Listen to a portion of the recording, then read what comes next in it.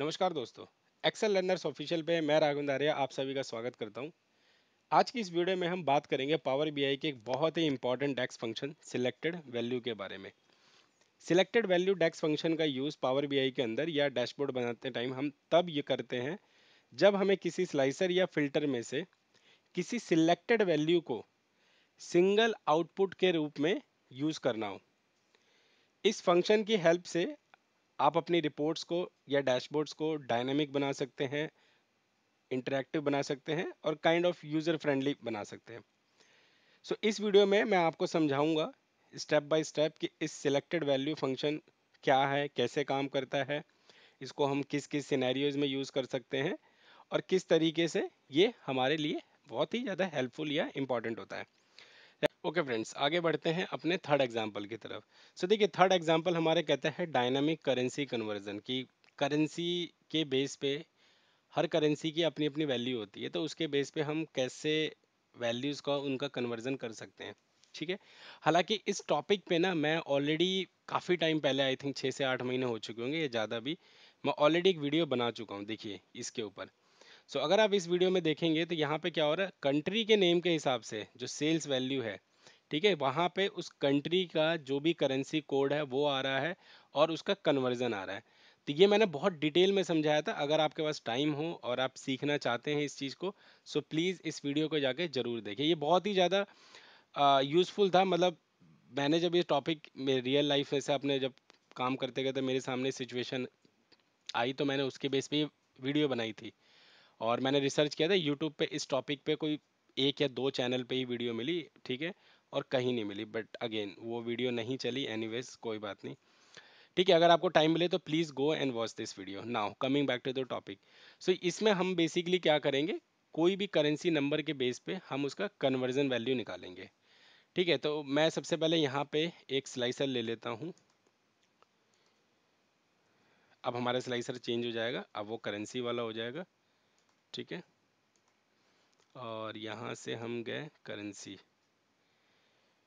ये रहा currency type.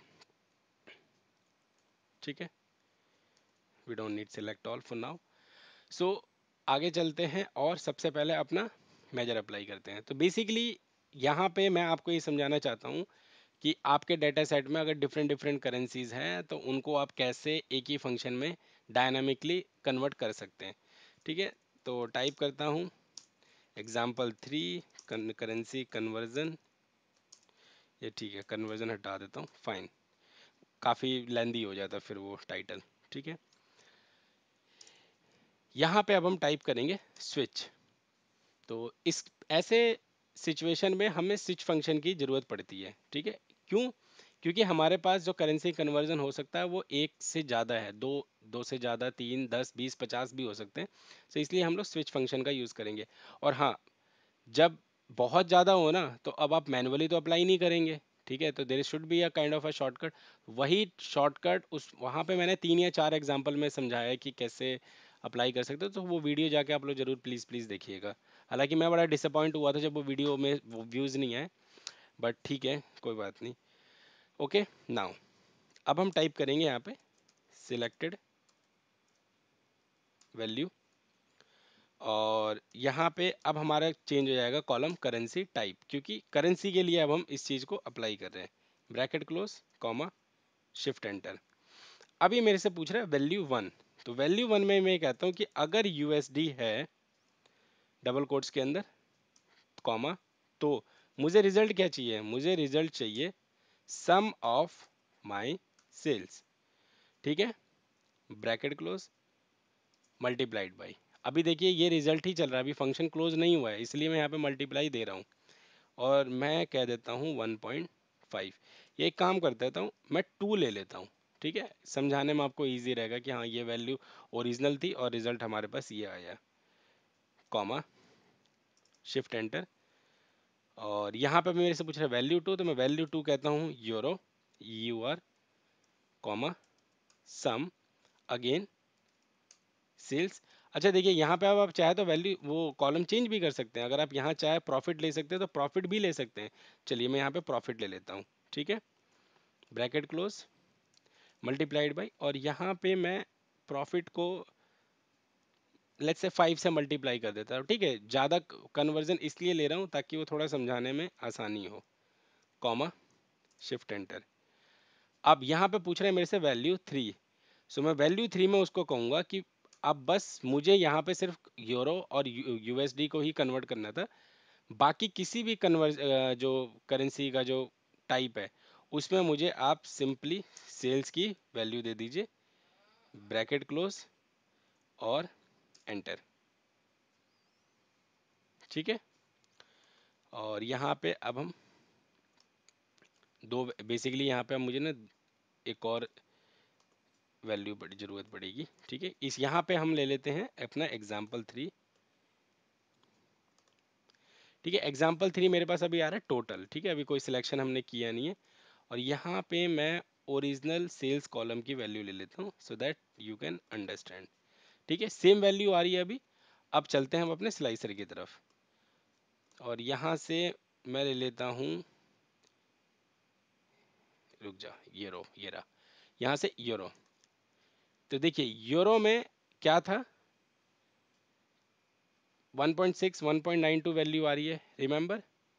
Value गलत सी लग रही है ना, बट गलत नहीं है। यूरो में हमने प्रॉफिट वाला कॉलम रेफर किया था। तो पहले मैं एक बार आपको यूएसडी समझा देता हूँ।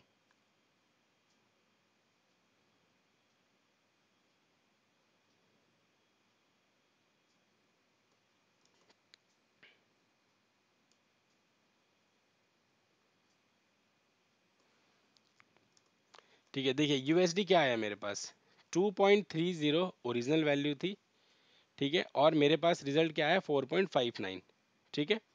एग्जैक्टली डबल, यूएसडी को मैंने डबल दिया था, सो ये 2.30।